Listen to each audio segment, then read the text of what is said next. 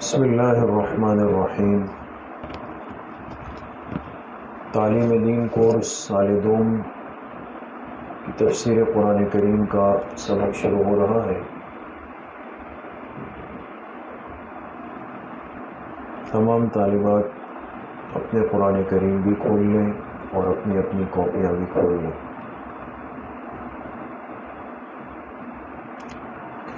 سورۃ الواقعہ مکمل ہوئی تھی۔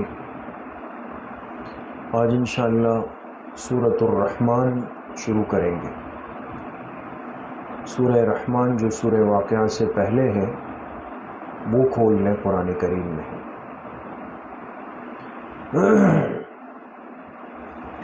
اعوذ باللہ من الشیطان الرجیم، بسم اللہ الرحمن الرحیم۔ الرحمن علم القرآن خلق الإنسان علمه البيان الشمس والقمر بحسبان والنجم والشجر يسجدان صدق اللہ العظیم۔ یہ سورۃ الرحمن ہے اور یہ مدنی سورت ہے۔ مدنی کا مطلب یہ ہے کہ ہجرت کے بعد یہ سورت نازل ہوئی ہے۔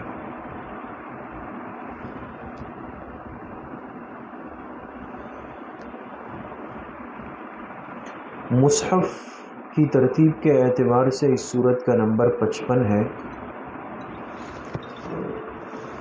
مصحف کے اعتبار سے اس سورت کا نمبر 55 ہے اور نزول کے اعتبار سے اس سورت کا نمبر 97 ہے۔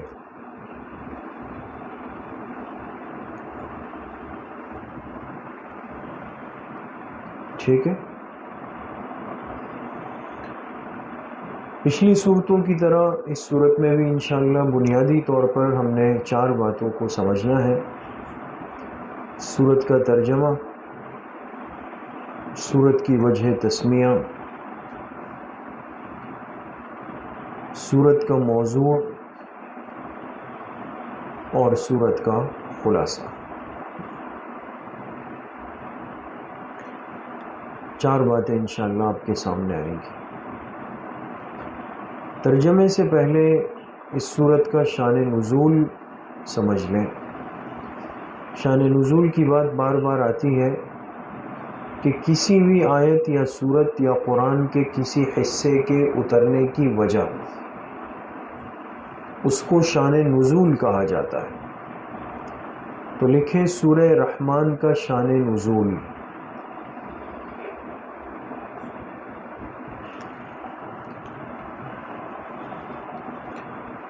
جب مسلمانوں نے لفظ اللہ کے ساتھ لفظ رحمان بھی پڑھنا شروع کیا، جب مسلمانوں نے لفظ اللہ کے ساتھ لفظ رحمان بھی پڑھنا شروع کیا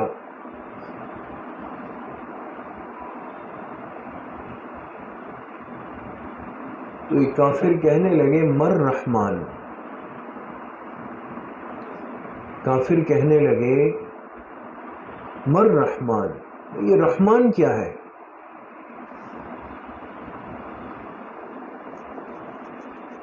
رحمان کیا ہے؟ یعنی ان کا مقصد یہ تھا کہ ابھی تک آپ لوگ لفظ اللہ لیتے تھے اور اب ایک دم سے کہتے ہو رحمان، تو یہ نئی چیز آ گئی۔ تو کہا مر رحمان، یہ رحمان کیا ہے؟ تو اللہ تعالیٰ نے اس صورت میں اپنی صفت رحمان کو بیان فرمایا۔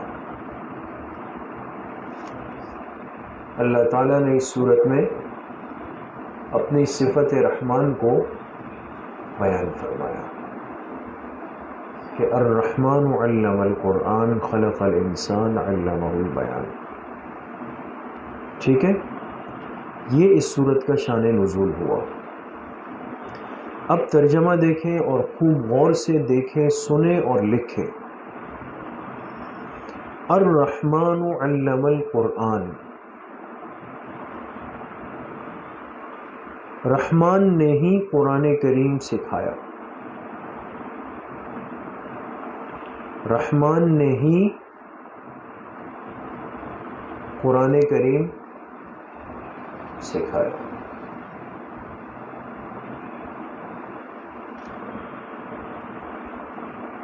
خلق الانسان، اسی ذات نے انسان کو پیدا کیا، اسی ذات نے انسان کو پیدا کیا۔ علمہ البیان، اسی نے انسان کو قوت گویائی دی، اسی نے انسان کو قوت گویائی، گویائی کہتے ہیں بولنے کی طاقت اور صلاحیت، اسی نے انسان کو قوت گویائی دی۔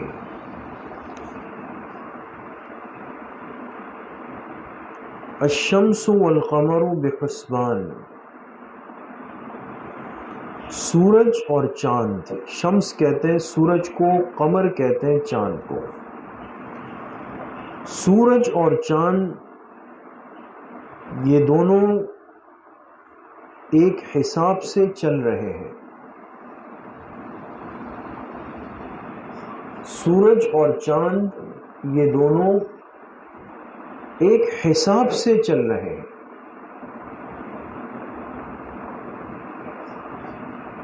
یعنی اللہ پاک نے سورج کے لیے بھی ایک ترتیب بنائی ہے، چاند کے لیے بھی ایک ترتیب بنائی ہے۔ اور مفسرین نے لکھا ہے کہ چاند کی 28 منزلیں ہیں، سورج کی 365 منزلیں ہیں۔ چاند کی کتنی منزلیں ہیں؟ 28۔ منزل کہتے ہیں سٹاپ کو، سٹاپ جیسے انسان بس میں بیٹھتا ہے تو سٹاپ پہ پہنچ جاتا ہے، تو چاند کی 28 منزلیں ہیں اور سورج کی کتنی ہے 365 منزلیں، ٹھیک ہے۔ تو سورج اور چاند یہ دونوں چل رہے ہیں ایک حساب سے۔ والنجم والشجر یسجدان، اور پودے اور درخت، پودے اور درخت یسجدان،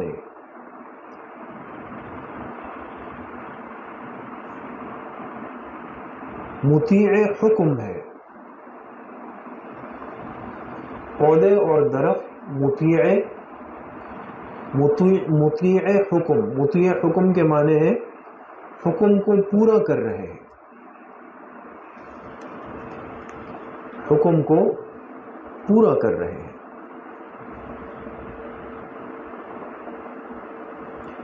والسماء رفعها، اور آسمان کو اللہ نے بلند کیا،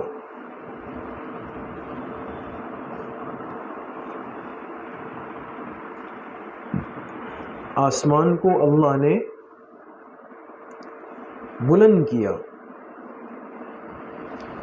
ووضع المیزان، اور رکھ دیا عدل کے ترازو کو، اور رکھ دیا عدل کے ترازو کو۔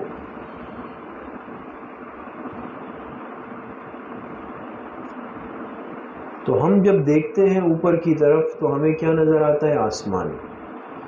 اس کائنات میں آسمان سب سے اوپر ہے، یعنی انسان کی نظر کے دیکھنے کے اعتبار سے۔ باقی آسمان کے اوپر کیا کچھ ہے وہ تو اللہ پاک جانتے ہیں، لیکن ہمارے دیکھنے کے اعتبار سے سب سے بلند اور اونچا کیا ہے؟ آسمان ہے۔ فرمایا آسمان کو اللہ نے بلند کیا، ووضع المیزان، اور رکھ دیا انصاف کا ترازو، ترازو جس میں چیز تولی جاتی ہے۔ کیوں رکھا ترازو؟ اللہ تطغوا فی المیزان، کہ تم تولنے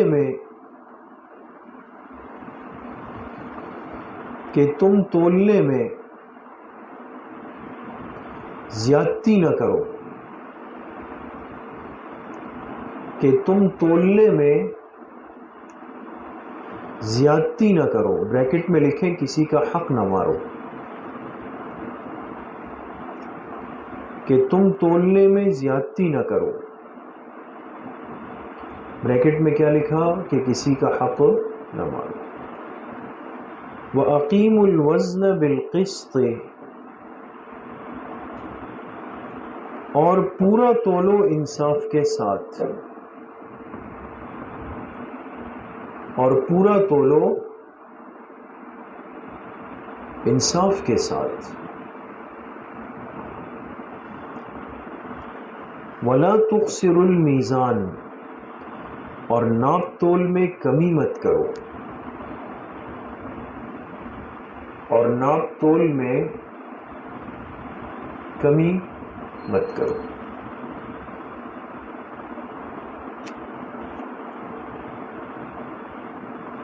لکھ لیا؟ وَالْأَرْضَ وَضَعَهَا لِلْأَنَامِ، اور زمین کو اللہ نے رکھ دیا، اور زمین کو اللہ نے رکھ دیا للانام، مخلوق کے لیے۔ زمین کو اللہ نے رکھ دیا للانام، انام کہتے ہیں مخلوق کے لیے۔ اب زمین کا تذکرہ۔ اچھا، آگے ترجمے سے پہلے بس ایک بات آپ کے ذہن میں رکھنا چاہتا ہوں، صرف سن لیں اس کو، پھر لکھیں گے بعد میں۔ آپ نے ایک چیز پہ غور کیا کہ آیت نمبر 7 میں 7 نمبر آیت دیکھیں، وَالسَّمَاءَ رَفَعَهَا، کس کا تذکرہ آیا؟ آسمان کا، ٹھیک ہے؟ اور آسمان کے تذکرے کے بعد تذکرہ کس کا آیا؟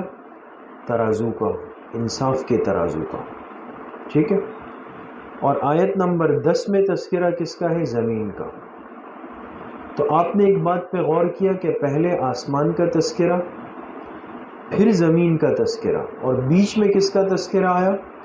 ترازو کا۔ ایسا ہی ہے نا؟ آسمان اور زمین کے تذکرے کے درمیان تذکرہ کس کا ہے؟ ترازو کا تذکرہ ہے، ٹھیک ہے؟ اس نقطے کو ذہن میں رکھیں، اس پہ بات کرتے ہیں۔ فیہا فاکہۃ والنخل ذات الاکمام، اور اس زمین میں پھل ہے اور کھجوریں ہیں،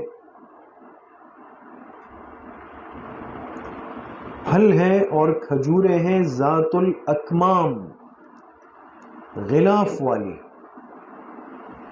غلاف، بعض نے ترجمہ کیا خوشے والی، غلاف والی یا خوشے والی۔ غلاف کہتے ہیں جس چیز کے اندر کوئی چیز چھپا دی جائے۔ اب آپ کے پاس قرآن ہے، اس قرآن کا آپ نے غلاف جزدان بنایا ہے، تو جب آپ اوپر اس کو چڑھا دیں گی تو قرآن کریم اندر چھپ جائے گا نا۔ تو کھجوریں جب درخت پر اگتی ہے تو کھجور کا جو پھل ہوتا ہے یہ ایک خوشے کے اندر چھپا ہوا ہوتا ہے، اس کو خوشہ بھی کہتے ہیں، اس کو غلاف بھی کہتے ہیں، اور قرآن کریم نے اس کے لیے لفظ اکمام استعمال کیا، اکمام، ٹھیک ہے؟ تو ترجمہ کیا لکھا؟ فیہا فاکہۃ، اس زمین میں پھل ہے اور کھجوریں ہیں غلاف والی یا خوشے والی۔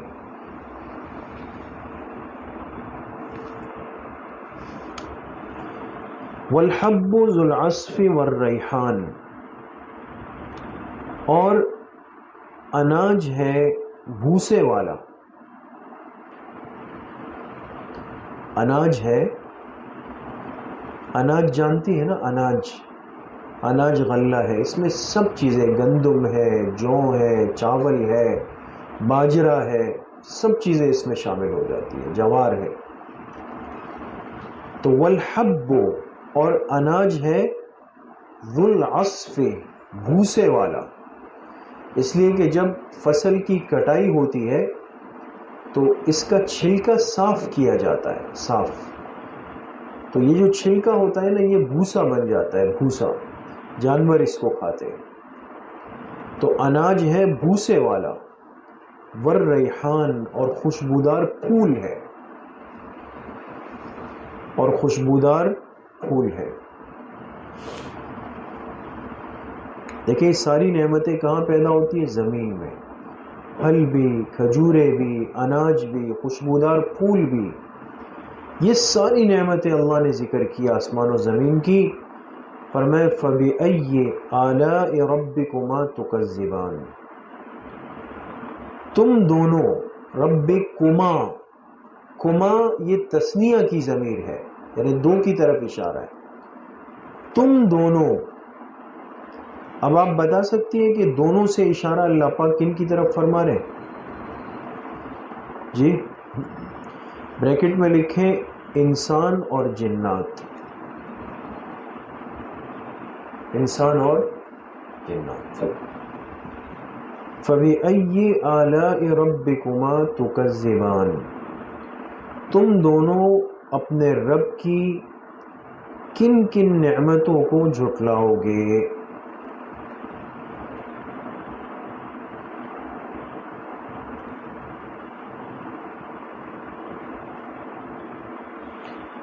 تم دونوں اپنے رب کی کن کن نعمتوں کو جھٹلاؤ گے؟ ٹھیک ہے، یہ کتنی آیتیں ہو گئی؟ 13 آیتیں۔ ترجمہ یہیں پہ روک دیں۔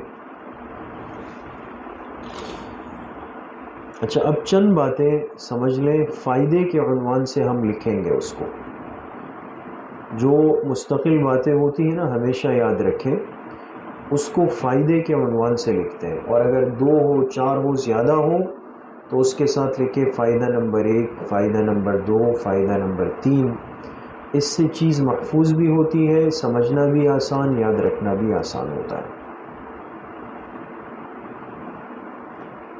ٹھیک ہے، تو اب لکھے فائدہ نمبر 1، فائدہ نمبر 1،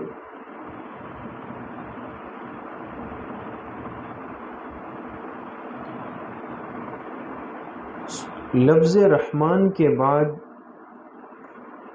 قرآن کا ذکر فرمایا سورت کے شروع میں، لکھیں سورت کے شروع میں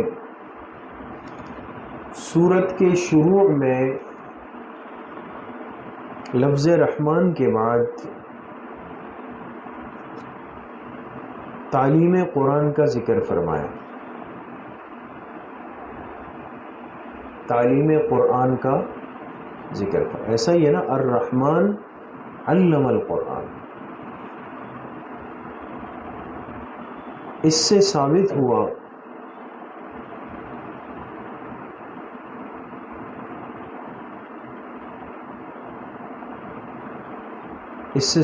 ہوا کہ اللہ کی صفت رحمت سب سے زیادہ قرآن سیکھنے والوں کی طرف متوجہ رہتی ہے۔ اللہ کی صفت رحمت سب سے زیادہ قرآن سیکھنے والوں کی طرف متوجہ رہتی ہے۔ نقطہ سمجھ گئے؟ یہ قرآن سمجھا رہا ہے۔ یہ ہو گیا فائدہ نمبر 1۔ اب لکھیں فائدہ نمبر 2 اگلی لائن میں، فائدہ نمبر 2،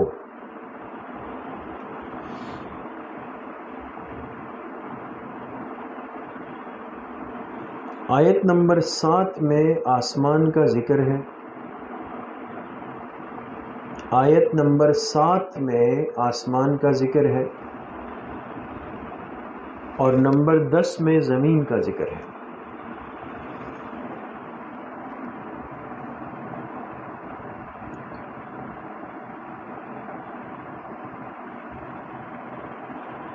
اور درمیان میں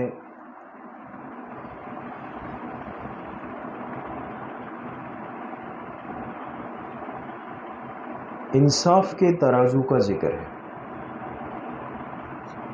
اور درمیان میں انصاف کے ترازو کا ذکر ہے۔ انصاف کے ترازو کا ذکر اشارہ کر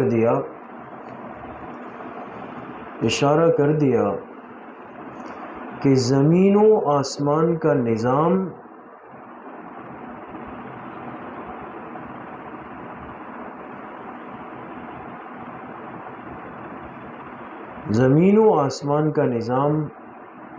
عدل و انصاف پر قائم ہے۔ زمین و آسمان کا نظام عدل و انصاف پر قائم ہے۔ جب عدل نہ رہے تو نظام میں انتشار پیدا ہو جائے گا۔ جب عدل نہ رہے تو نظام میں انتشار پیدا ہو جائے گا۔ لکھ لیا؟ لکھے فائدہ نمبر 3،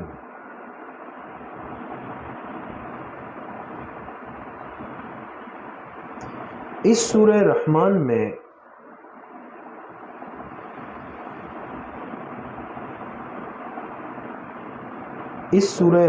میں اکتیس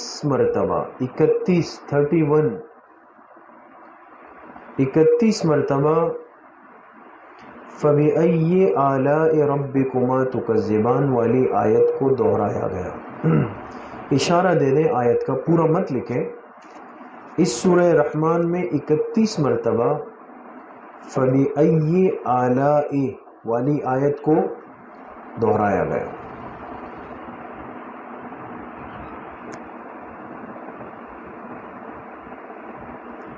اس آیت کے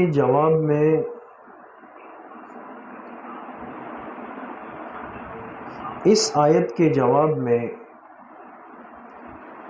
ایک مسلمان کو یہ کہنا چاہیے،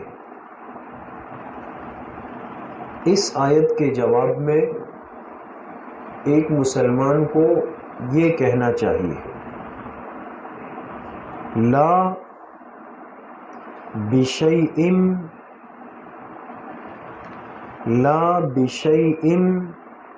من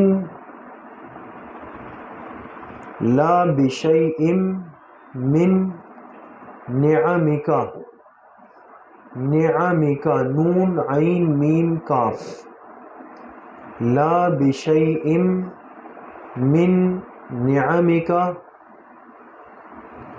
نکذب فلک الحمد، لا بشیء من نعمک نکذب فلک الحمد۔ امید ہے یہ لکھ لیا ہوگا۔ اگر کسی کو لکھنے میں دشواری ہے تو معلمات سے تصحیح کروا لیں۔ لا بشیء من نعمک نکذب فلک الحمد، یہ اس آیت کا ایک جواب ہے۔ یعنی اللہ پاک پوچھتے تم کن کن نعمتوں کو جھٹلاؤ گے؟ تو بندہ کہتا ہے اللہ آپ کی کسی نعمت کو ہم نہیں جھٹلا سکتے، تمام تعریفیں آپ ہی کے لیے۔ ٹھیک ہے، اب لکھیں وجہ تسمیہ۔ اس سورہ رحمان کا نام سورہ رحمان کیوں ہے؟ وجہ تسمیہ بالکل آسان ہے کہ پہلی ہی آیت میں لفظ کیا آیا ہے؟ لفظ رحمان آیا ہے۔ پہلی ہی آیت میں لفظ رحمان آیا ہے۔ لکھیں موضوع سورت، سورہ رحمان کا موضوع کیا ہے؟ قرآن کریم رحمت الہی کا بنیادی ذریعہ ہے۔ قرآن کریم رحمت الہی کا بنیادی ذریعہ ہے۔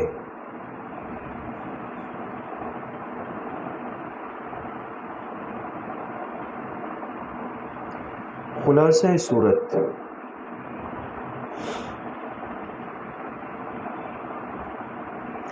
خلاصہ صورت کیا ہے؟ اللہ کی نعمتوں کو یاد رکھنا، اللہ کی نعمتوں کو یاد رکھنا ہماری ذمہ داری ہے، اللہ کی نعمتوں کو یاد رکھنا ہماری ذمہ داری ہے۔ ٹھیک ہے، تو یہ 13 آیتیں پوری ہو گئی۔ تمام طالبات اس کو محفوظ کر لیں، اس کو یاد رکھیں، انشاءاللہ آئندہ ہفتے آگے پڑھیں گے۔ اللہ پاک صحیح عمل کی توفیق نصیب فرمائے۔ السلام علیکم ورحمۃ اللہ۔